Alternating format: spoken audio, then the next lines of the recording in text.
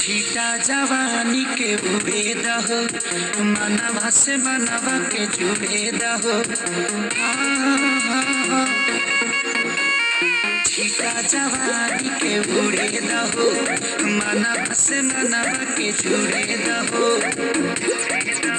आज सुते चतरिया तान की तान की तान की। टूट जाए राजा जी, टूट जाए राजा जी पलंग सागवान के, टूट जाए राजा जी पलंग सागवान के।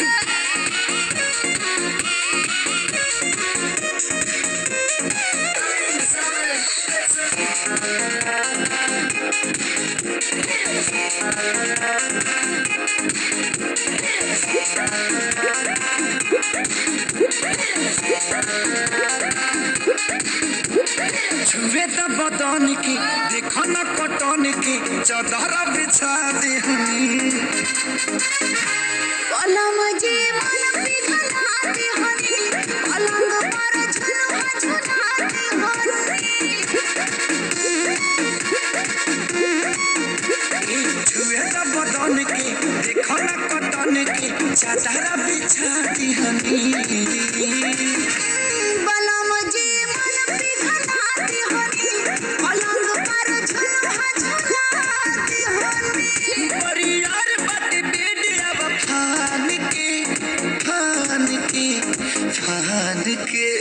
टूट जाए राजा जी, टूट जाए राजा जी पलंग सागवान के, टूट जाए राजा जी पलंग सागवान के।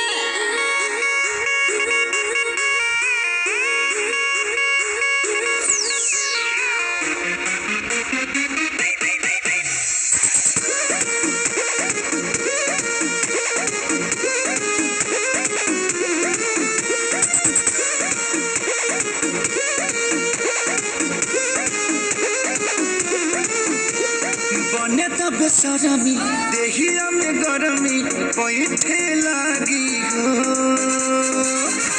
कमरिया ऐठे लागी हो, नस नस पैठे लागी हो। बने तो बेसरमी देहिया में गरमी पैठे लागी हो। कमरिया ऐठे लागी हो, नस नस पैठे लागी हो। तू बहाना न बनावा सब जान की जान की जान की। टूट जाए राजा